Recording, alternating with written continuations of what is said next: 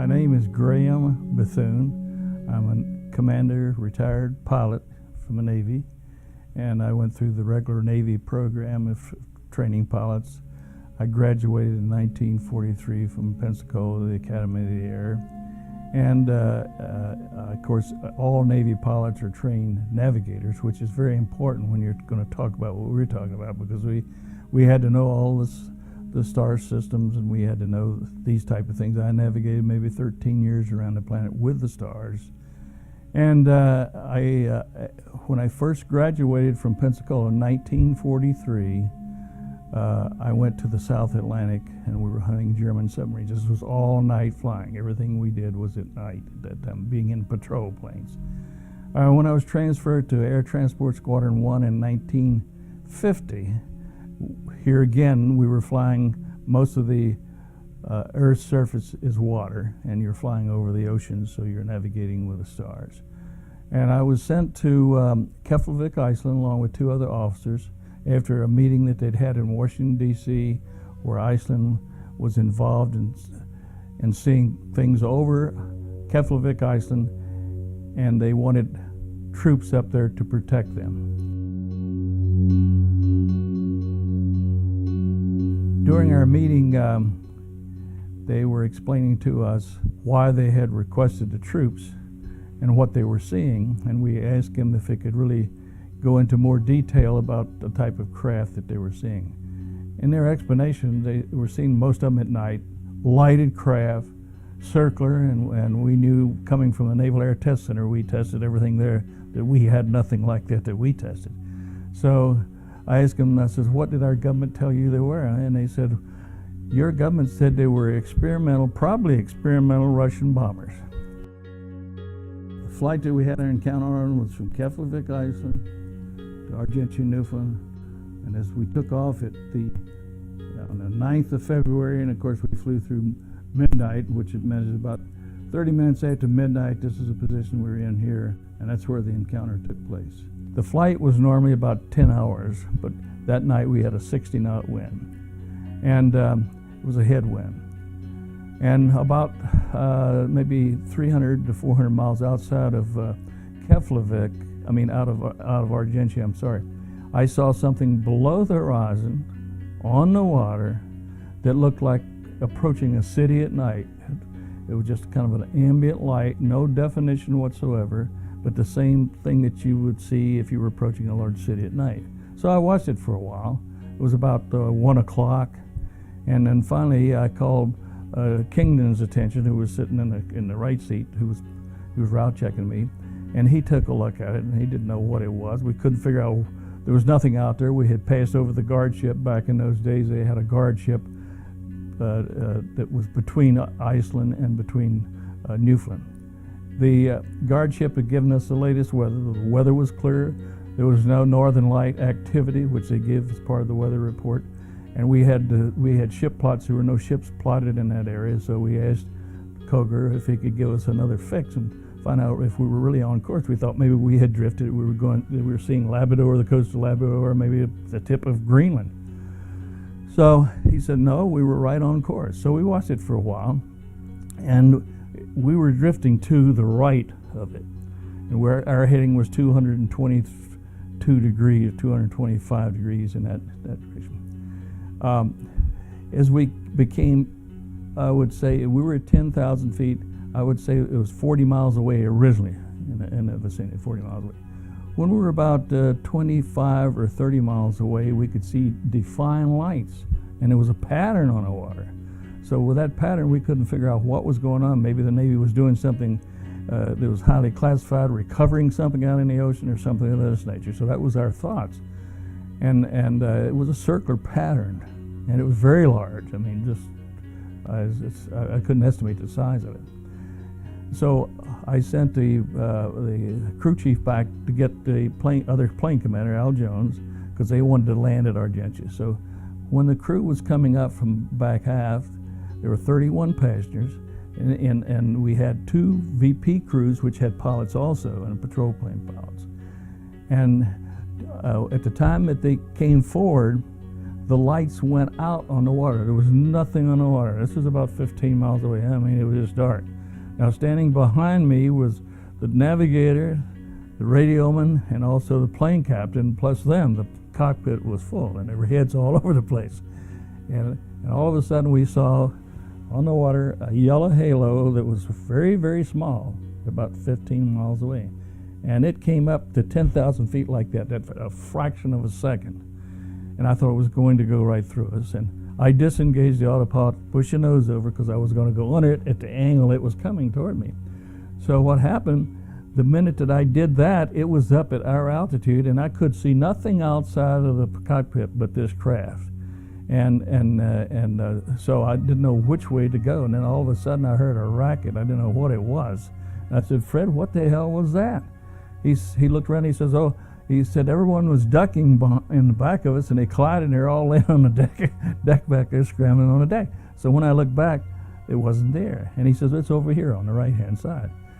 Now, it was about a mile or so away on the right-hand side, and it kind of drifted forward, maybe to a position maybe 5 miles away, and that's where it stayed with us for quite some time. This is when we could first see, it wasn't above our altitude, it was below our altitude, but it was still above the horizon where you could see the side of the craft, you could see the dome, and you could see the color around the perimeter of the craft. And then we knew that it was a friendly encounter. We knew it knew we were there. We knew it came out to see us, but we didn't think at that time that the reason it did this is because they wanted to show us what the Icelanders were talking about. So we watched it for a while, and Al says, "Well, let him get in the seat." So I let him get in the seat, and he disengaged the autopilot, was going to chase it. Now we had a ground speed of, his headwind of about 60 knots, so our ground speed was maybe only 120, 130 knots. And so he wasn't going to go too far in chasing this thing, but he did turn to chase it. So I decided I would go back aft to see how the passengers reacted, and also talk to the doctor that was back there. He used to make the trip over there. He had a daughter going to school in London. And so I went to him first. I said, "Doc, did you see what we saw?" And he says, "Yeah." He says, he looked me straight in the eye. He says, "Yeah." He says, "It was a flying saucer." He says, "I didn't look at it because I don't believe in such things." Well, it took me a couple of seconds to recognize it. He couldn't believe, being a psychiatrist, in that. So I went back forward and I said, "Al, whatever you do, don't tell anybody we saw anything. He'll lock us up as soon as we get on the ground." He said, "It's too late." He said, "I just called Ganner to control to see if they could track this by radar." So that's how it got out. So when we landed at Argentia, the Air Force was there, and they interrogated us. And the captain that did the interrogation did a real good job, but you could tell that this wasn't his first time that he'd ever interrogated anybody as far as these craft were concerned. The water was yellow around. Now, since then I've learned, not long after that, I learned from, we'll say, the boys upstairs, why we saw different colors as it was coming toward us. The colors were around the perimeter. It was kind of at an angle to where you could not see the back ring of the craft. It was around the perimeter of the craft. And it turned from a yellow to an orange to almost a fiery red, and then almost a purplish red. And they said that had to do with the amount of energy being used or dissipated. It had to do with the power, so to speak. And so when it slowed down close to us in a fraction of a second, it was back to the yellow range, and it was foggy all around it to where you like a plasma or a mist or something of this nature. Now, as far as any lights, there were no lights that we saw. This was just around the perimeter. When it was out where most of the crew members or where the people in the back of the airplane saw it, it was fire and color. Every report, every one of them stated that in the report that we got out of the archives. Everyone said fire and color, ring, fire and color. We had like a knowing. When that question was asked, it was 300 feet that came in my mind. And when I got the report out of the archives in 1991, I'd never seen anybody else's report. Everyone had been anywhere from 250 to 350 feet in diameter. And when I talked to others, they said, well, just something that they knew and estimated. Now, the velocity when it left us was estimated from between 1,000 miles an hour to 2,000 miles an hour. And when I looked at the report, Al Jones estimated 1,800 miles an hour. Mine was 1,000, another one was 1,500 miles an hour, in that range. It turns out that the radar report, which I've never seen, said it was 1,800 miles an hour. So the other plane commander was sitting in the seat, took my seat. He hit it right on the nose. And of course, I was at the Naval Air Test Center. This is where we trained the astronauts, and this is where we had our test pilot training school. This is where we did all the highly classified tests of aircraft, and to my knowledge, we had nothing with anywhere near approach to speed or anything that was circular. We were flying at 10,000 feet, and this is drawn like that you're in another aircraft flying 90 degrees to this aircraft in this direction, but you're at 5,000 feet, so we would be in this height here. We would count in seconds, be at 1,001 would be the second one. Well, it wasn't quite a second, or maybe two at the very most. Now that was 15 miles that it covered in that short period of time. Now you could calculate how fast it came toward us, and just like you just put the brakes on in front of us. But you take something 3 feet in diameter, 300 feet in diameter, and look out, you don't see much out of your cockpit window. Then this is the light pattern that we saw. Then in this position here, there was no lights. And this is a little yellow halo, and this is the way it came up to us. In fact, I've been corresponding with a magnetic engineer for several years. He's writing a book. He's already got pretty close to 100 pilot reports. And I gave him in detail everything that happened.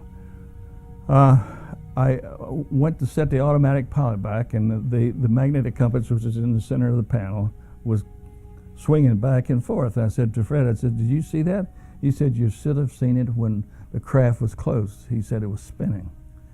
And so then we looked at the others. Now, at that time, the craft was sitting out maybe 5 miles from us. We had what we call bird dogs. They're low-frequency radio pointers that will point to the station when you tune in the station.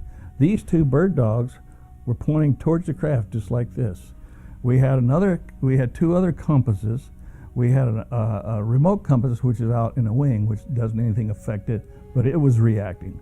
Now, what I set the instruments back on was that we had a vacuum-operated directional gyro, and in the autopilot we had a hydraulically operated gyro, so none of these were affected. So I was able to set our course back using those. But those were the things that we noticed, that there was a total of 5 different directional gyros in that airplane, and out of the 5, 3 of them were acting up. It was tracked by radar. At the same trip, flying troops up, I said, Fred, did you know that it was tracked by? Oh, he said, yeah, I knew that 2 weeks after it happened. I said, well, why didn't you tell me? I said, did the report go in? He said, as far as he knows, he said, the one that he talked to said it was sent in to the Air Force headquarters in Washington, D.C. It usually goes from there to Wright-Patterson is where it was sent. So, but when we got, now my boss, that's another thing. When he found the report in the archives in Wright-Patterson on Project Blue Book, and talking to Colonel Watson, when he came back to me, he gave me the speed of 1,800 miles. I said, where did you find that out? And he said, well, it was a radar report that said that. So something happened to the radar report before the microfilm, because what I have on microfilm, I got from the archives. I was told by a friend of mine there that I'd known for years that they had allowed Steven Spielberg to microfilm this, the Blue Book records for whatever, Close Encounter of the Third Kind or something of this nature. So he had a pretty high clearance. He had to be self-associated with some of the, well, you know who, as far as the majority agency is concerned. The other plane commander I located, many years ago when he was with this company that he wouldn't talk. After he retired, I got a hold of him again in 1996, and I flew out to where he lived. I said, what we'll do is we'll just take a tape recorder and we'll both discuss it. And then it says, and later on I'll have somebody else interview you so they don't have to believe it. So that's what happened. In the report that I wrote, his statement is in there, several pages of his statement. His schematic of what he saw is in there. And it was amazing how they matched. This is what they saw. They saw it under the wing, see, right here. So we figured it was in this position here at the time that they saw it. The document that I found was the official document that the Air Force had put together, different sources that came to them. And it was originally filed, it was under Project Grudge. You can see in there written Project Grudge, but on the front page it says Project Twinkle. Now this is where they put a lot of ones that they had to get rid of somehow. It was Project Twinkle. So it was in Project Blue Book and Project Grudge and what other project I don't know that was in. It was 18 pages according to the archives, but they only found 17 on a film. So the other could have been a radar report, it could have been anything. And I was flying at that time Admiral McCormick, who had relieved Eisenhower. Admiral McCormick was the NATO commander, the Supreme Allied Commander. Now his aides had approached me. Everybody seemed to know about it because it wasn't that highly classified. Like Admiral Radford, who became the first Joint Chiefs of Staff, his aides knew about it because they had talked to me about it. So there's quite a few that knew about this. So this is where I learned a lot that really was not official, and it was really not in any books. This, of course, is the flight over Washington, D.C., if you remember, 1952, July the 20th. And, of course, this was after our encounter. And what this did, it helped us prove our sanity to our friends. Because if they didn't believe what we saw, all they had to do was observe, visit. When we came back after taking the troops up, when we came back, this was in May, I had an intelligence officer come through the house. And he didn't seem like that he was that much interested in the reports that he was working on there with me. And he showed me pictures, the first pictures I'd ever seen of him. There was nothing, absolutely nothing there that even looked close to it. It was one, he claimed was 100 feet in diameter, pretty close to 100 feet in diameter. Didn't look like it was damaged too much. And so he's the one I asked a lot of questions. I says, what happens to this report? He told me exactly what happened. He says there is a committee. Now this is his words. There is a Joint Intelligence Committee. Of course, you have to realize the Air Force was 447. It was only natural. Each one had a intelligence committee, and so they had a Joint Intelligence Committee. And he said, and they make the decision as to where it goes to, because they were coming to me a lot of times and showing me photographs. A lot of them looked like what we call Foo Fighters. A lot of them looked like just a round, bright disc of some kind. Now I've got, there was Secretary of Navy Kimball. I was what you call a VIP plane commander in the Flag Division, which flew most of the high-ranking officers and civilians out of Washington, D.C. And we had several of those. Now they told me what they saw. There were two craft flying together out in the Pacific, and it was just a bright disc that came up beside one of them and stayed with them for a while and flew around it, and they couldn't estimate the size of it at 50 to 100 feet in diameter. Our office came under the headquarters at Wright-Patterson, where it was a central district. That means all of the Bureau of Aeronautics reps in the central district. That would be the test pilots, any of the officers in these plants that were test pilots accepting airplanes, this type of thing. So you had engineering meetings, you had pilot meetings, you had all these type of meetings, and I would go down there about once or twice a month into the meetings. Plus, I would go maybe 2 or 3 times a year for seminars. We'd have it be a week. So, on the flight line where we parked our plane most of the time, we weren't too far from it looked like a hangar, looked like a corrugated metal hangar, and it was open most of the time. Every time my boss and I'd go by there, he couldn't understand why I was not interested in going and looking at what was behind the metal wall back there. And he told me basically that they had a craft back there, and he told me basically that they did have bodies there. Now, he's not the first one that ever told me that. After he found our report in Project Blue Book down there, then he became interested himself, because the discussions he'd had with Admiral Forney, because Admiral Forney was our missile chief, and he'd spent time at White Sands, that Admiral Forney was convinced that craft from other planets were visiting us. And after this is when he became aware, and he did, the officer that he was talking to was Colonel Watson, because he kept bringing up Colonel Watson's name.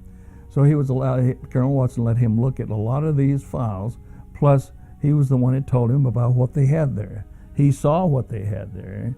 And as I said, he couldn't understand why I was not. I said, well, really, I don't have any interest. I said, I'll never be able to talk about it. And I know enough now from what I've seen that I know they exist. But I really had no interest in seeing it. And 2 or 3 times he'd asked me the same thing. And you haven't yet said what it was that you didn't look at, and you haven't. it was a craft. It was a craft that had crashed somewhere. Extraterrestrial craft, exactly. A lot of them had. I had a top secret clearance, but here we get back to the need to know, and I'm sure that in a lot of cases that the other people had the need to know about certain things that I didn't have, and you have to realize this is where the Army and I guess eventually the Air Force too, but the Army and Navy had their aeronautical engineers there. Basically, they had a lot of training that they went through there, and so I'm sure if we had anything from another planet, that some of these engineers would be involved, whether they were magnetic engineers or aeronautical engineers or whatever they were, they'd be involved in looking. And of course, I'm sure a lot of them would be civilian too. There's just so many things that I can. Being in the military, what do you think the generals and admirals would think when they hear there's something out there, a couple of these little craft could destroy all of their forces? And one thing, and naturally, that their jobs too. Well, I'm sure that, as we all know, that Muroc, which is Edwards Air Force Base, I'm sure that there are a lot of places that have underground facilities. I can state one, Inukarn, I think that's China Lake or close to it. That was the name of the airport. I delivered a transport there at one time, and of course they wouldn't let me go anywhere. The duty officer would go to lunch with me and what have you. And he told me some things about some things. He says, once you come here, you don't leave. And I knew that they had what he indicated. He didn't tell me outright what was there, but there's no question in my mind that there was a lot of the top secret work done there and a lot of things that we don't know about it. I do know that we did bring some of the craft back from Germany after World War II, because in a plant that we had there in Detroit, we gave the Army some space for the Redstone Jupiter missile, and they had some V-2 rockets there that we brought back. And talking to a lot of these engineers, Werner von Braun, his brother, I'm sure that some of the technology that they brought back from Germany, it's probably been done all over the place. In fact, Corso's book, I was involved in some things that I'm suspicious that were of the same nature, where they were asking us to see if we could find a contractor in the area that could build something like this or back engineer or something like it. And then we never thought about it when they said, well, it wasn't our technology. We was, well, so what? You know, the Germans had a much higher technology than we did. My son was about 8 years old, and we were sodding the backyard, and I went into the house to wash up, and he came into the house and says, Dad, Mommy wants you outside. I says, what for? He says, we're looking at flying saucers. Well, I thought to myself, what the heck does he know about flying saucers? So I go outside, and here she is standing and pointing to something up above us. And you know what it was? It was a small mothership about the size of the Dembski ship, and there were small craft all around it. So I go back in the house to get the binoculars because I want to get a good look at this. So I come back, and the ship itself had gone, but I got a chance to see 2 or 3 of the small ones, and they were identical with the little 3 balls underneath, condensers, what have you, to the Georgia Dembski craft. So, you know, when we got back in the house, I asked my wife, I said, how did you find out about flying saucers? Because we were not supposed to tell her, even our wives in our encounter, which was in '51. She said, now she was explaining to him how they launch them and retrieve them, and the bottom and the top. She was explaining this process. And she said, I read your book by Georgia Dembski, Inside Spaceships. I said, you bought that book. I said, do you believe that he was telling the truth? They told me he was crazy. And she says, well, didn't you? You just saw it out there. So now what do you do? Well, I'm convinced that what I saw was, to my knowledge, we wouldn't have had anything that size. And I'm certain that it was from another planet, not from this planet. I mean, nothing, our technology was not such at that time that we could have any kind of a craft like that. I'm sure of that.